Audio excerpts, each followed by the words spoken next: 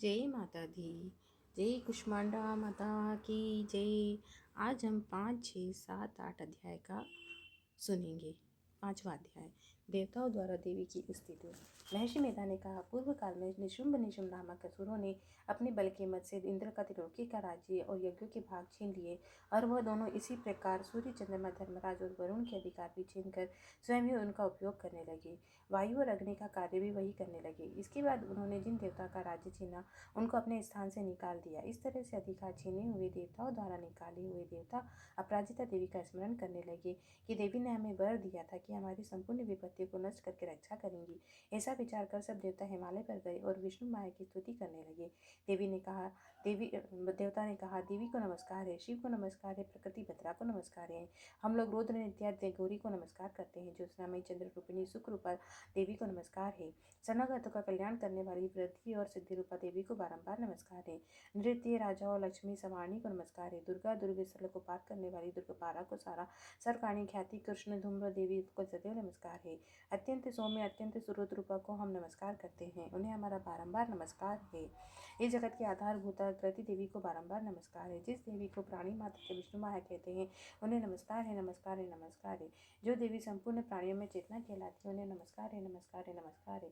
जो देवी संपूर्ण प्राणियों में बुद्धि रूप से स्थित है, उन्हें नमस्कार है, नमस्कार है, नमस्कार है। जो प्राणियों में निद्रा रूप से विराजमान है, उन्हें नमस्कार है, नमस्कार है, नमस्कार है।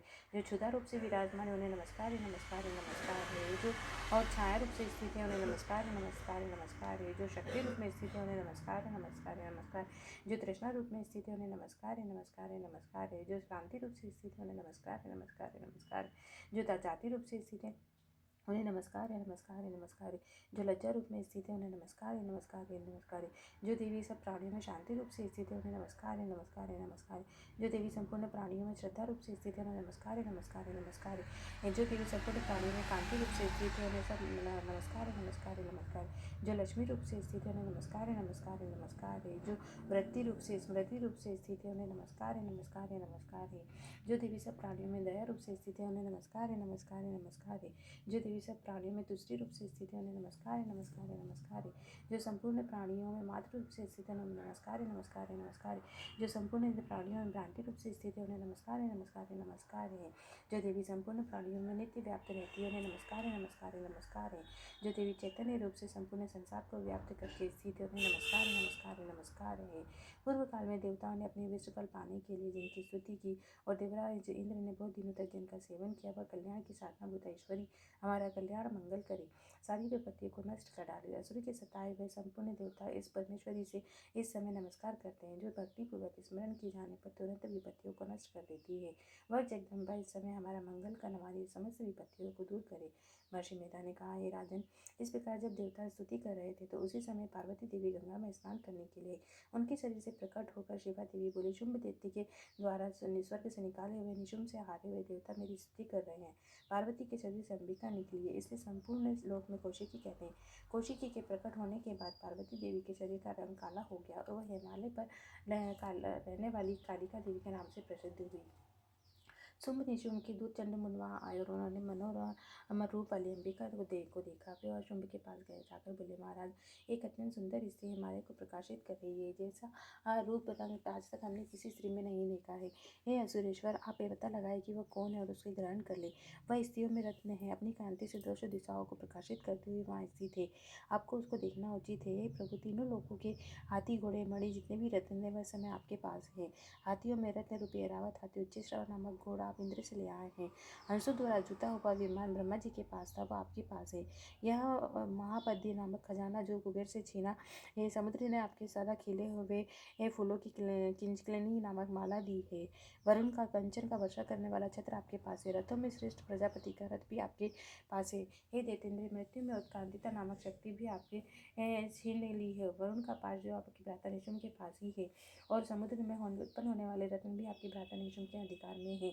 जो अग्नि में न जल सके ऐसे वस्त्र अग्नि ने आपको दिए हैं। इस प्रकार सारी रत्नमयी वस्तुएं आप संग्रह कर चुके हैं, तो फिर कल्याण में स्त्री में रत्न रूप अनुपम स्त्री आप क्यों नहीं ग्रहण करते।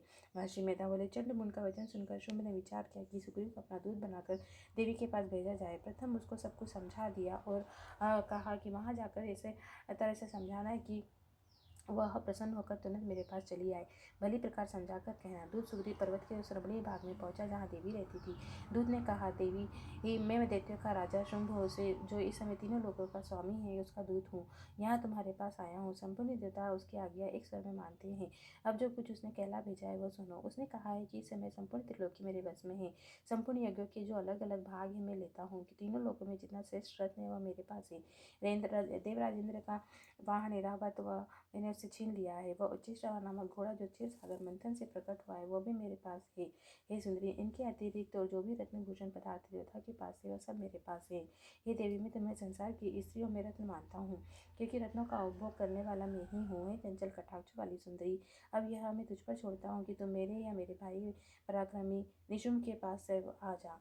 यदि तू मुझे वरेगी तो तुझे अतुल महान ऐश्वर्य की प्राप्ति होगी। अतः तुम अपनी बुद्धि से विचार करके मेरे पास चली आओ। महर्षि मेधा ने कहा। दूत के ऐसा कहने पर संपूर्ण जगत का कल्याण करने वाली भगवती दुर्गा मन ही मन मुस्कुराई और कहने लगी। देवी ने कहा, दूत, जो तूने कहा है वह सत्य है, इसमें किंचित मात्र झूठ नहीं।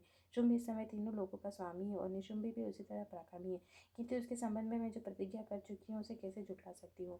अतः जो मैंने प्रतिज्ञा की है तो उसे सुन। जो मुझे युद्ध में जीत लेगा, मेरे अभिमान को खंडित करेगा तथा मेरे बल में मेरे समान होगा, वही मेरा स्वामी होगा। इसलिए शुंभ या निशुंभ वहाँ आवे और युद्ध में जीतकर मुझसे विवाह कर ले। इसमें देर की क्या आवश्यकता है। दूत ने कहा, हे देवी, तुम अभिमान में भरी हो, मेरे सामने तुम ऐसी बात ना करो। इस त्रिलोकी में मुझे तो ऐसा कोई दिखाई नहीं देता जो शुंभ निशुंभ के सामने ठहर सके। हमने कोई देवता जब शुंभ निशुंभ के सामने युद्ध में नहीं कर सका तो तुम जैसी स्त्री उनके सामने कैसे ठहर सकोगी। जिन विशुंभ आदि असुरों के सामने इंद्र या देवता नहीं ठहर सके, तुम अकेली स्त्री उनके सामने कैसे रह पाओगी। अतः तुम मेरा कहना मानकर उनके पास चली चलो, अन्यथा जब तुम्हें केस पकड़कर घसीटते हुए ले जाएंगे तो तुम्हारा गौरव नष्ट हो जाएगा। इसलिए मेरी बात मान लो। देवी ने कहा, जो कुछ तुमने कहा ठीक है। शुंभ निशुंभ बड़े बलवान है, लेकिन मैं क्या कर सकती हूँ, क्योंकि मैं बिना विचारे प्रतिज्ञा कर चुकी हूँ। इसलिए तुम जाओ, मैंने जो कुछ कहा है वह सब आदरपूर्वक असुरेंद्र से कह दो। इसके बाद जो वह उचित समझे वह। जय माता दी। छठा अध्याय, धूम्रलोचन वध। महर्षि मेधा ने कहा, हे देवी की बात सुनकर दूत क्रोध में भरा हुआ और वहाँ से असुरेंद्र के पास पहुंचा और सारा वृतांत कह सुनाया। दूत की बात सुनकर असुरेंद्र के क्रोध का पारावार न रहा। उसने अपने सेनापति धूम्रलोचन से कहा, तुम अपनी सेना सहित शीघ्र वहाँ जाओ और दुष्टा के केशों को पकड़कर घसीटते हुए यहाँ ले आओ। यदि उसकी रक्षा के लिए कोई दूसरा खड़ा हो, चाहे वह देवता यक्ष गंधर्व भी क्यों न हो, उनको मार डालना। महर्षि मेधा ने कहा। शुंभ के इस प्रकार आज्ञा देने पर धूम्रलोचन 60,000 राक्षसों की सेना को साथ लेकर वहाँ पहुंचा और देवी को देखकर ललकारने लगा, अरे तू अभी शुंभ निशुंभ के पास चल। यदि तू प्रसन्नतापूर्वक मेरे साथ न चलेगी तो तेरे केशों को पकड़कर घसीटता हुआ ले जाऊंगा। देवी बोली, असुर का भेजा हुआ तेरे जैसा बलवान यदि बलपूर्वक मुझे ले जाएगा तो इसी दशा में मैं क्या कर सकती हूँ। महर्षि मेधा ने कहा। ऐसा कहने पर धूम्रलोचन उसकी ओर लपका, किंतु देवी ने उसे अपने अहंकार से भस्म कर दिया। यह देखकर असुर सेना क्रुद्ध हो देवी की ओर बढ़ी, परंतु अंबिका ने तीखी बाणों, शक्ति और फरसों से वर्षा आरंभ कर दी। वह इतने में देवी का वाहन भी अपनी ग्रीवा के बालों को झटकता हुआ भारी शब्द करता हुआ असुर सेना पर कूद पड़ा। उसने कई असुर पंजों से, कई जबड़ों से, कई धरती पर पटक कर दाड़ों से घायल कर मार डाला। उसने कई असुरों को नख से पेट फाड़कर और कई असुर का तो केवल थप्पड़ मारकर सिर धड़ से अलग कर दिया। कई असुरों की भुजाएं और तोड़ डाली और सिर तोड़ डाले। गर्दन के बालों को हिलाते हुए उसने कई असुरों को पकड़कर पेट फाड़ कर उनका रक्त पी डाला। इस प्रकार देवी के महाबलवान सिंह ने क्षण भर में असुर सेना को समाप्त कर दिया। शुंभ ने जब यह सुना कि देवी ने धूम्रलोचन को मार डाला है और उसके सिंह ने भारी सेना का संहार किया है, तब बड़ा क्रोध में आया और उस क्रोध के मारे होठ फटकने लगे और चंडमुंड नामक महाअसुर को आज्ञा दी और कहा, तुम अपनी बड़ी सेना को लेकर वहां जाओ। उस देवी के बाल पकड़कर बांधकर तुरंत यहाँ ले आओ।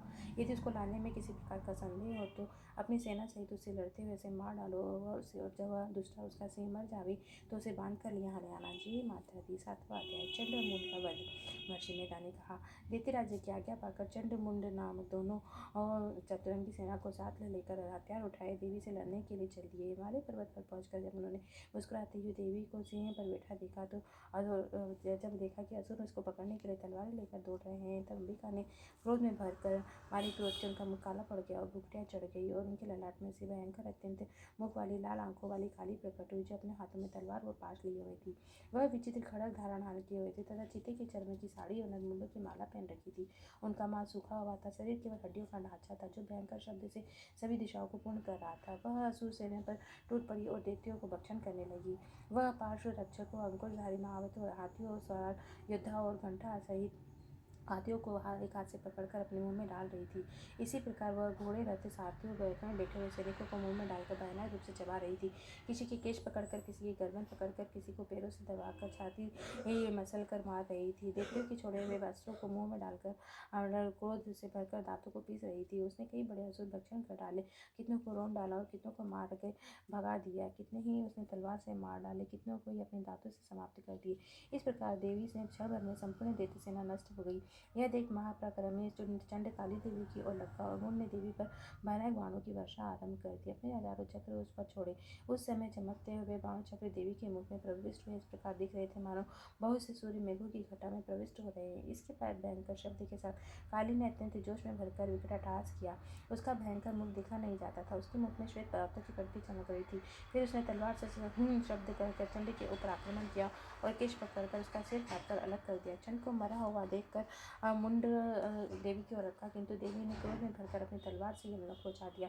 चंड मुंड को मरा हुआ देखकर उसकी बाकी सेना वहां से भाग गई और काली चंड मुंड कर कटे हुए सिरों को लेकर चंडिका के पास गई और प्रचंड अट्टहास के साथ कहने लगी, हे देवी, चंड मुंड नाम के 2 महादैत्यों को मारकर तुम्हारी भेंट कर दिया है। अब शुंभ निशुंभ को तुमको स्वयं वध करना है। महर्षि मेधा ने कहा, वह लाए हुए चंड मुंड के सिरों को देखकर कल्याणमयी चंडी ने काली से मधुर वाणी में कहा, तुम चंड मुंड को मेरे पास लेकर आई हो, अतः संसार में चामुंडा के नाम से तुम्हारी ख्याति होगी।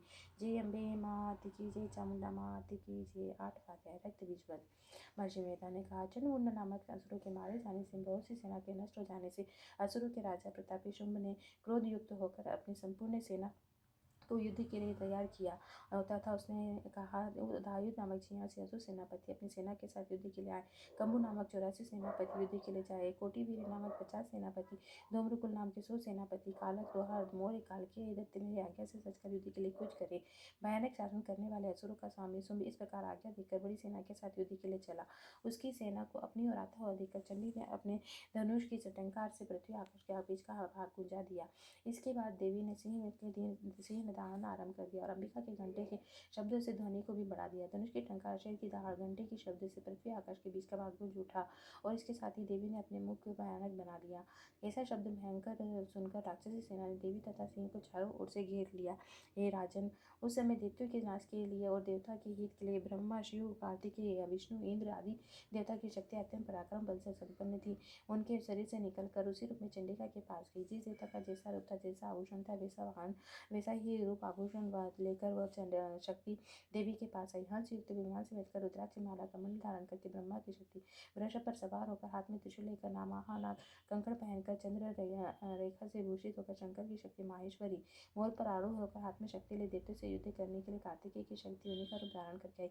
भगवान विष्णु की शक्ति गरुड़ पर आसूर होकर शंख चक्र गदा धनुष हाथ में खड़क लिए हुए श्री हरि की शक्ति बारह शरीर धारण करके नरसिंह के समान शरीर धारण करके, उनकी शक्ति नरसिंह ही गर्दन के झटकों से आकाश के तारे टूट पड़ते थे। इसी प्रकार देवराज इंद्र की शक्ति ऐरावत की ऊपर सवार होकर आई। तत्पश्चात उन देवताओं ने देव शक्तियों से घिरे हुए भगवान शंकर ने चंडिका से कहा, मेरी प्रसन्नता के लिए तुम शीघ्र ही इन असुरों को मार डालो।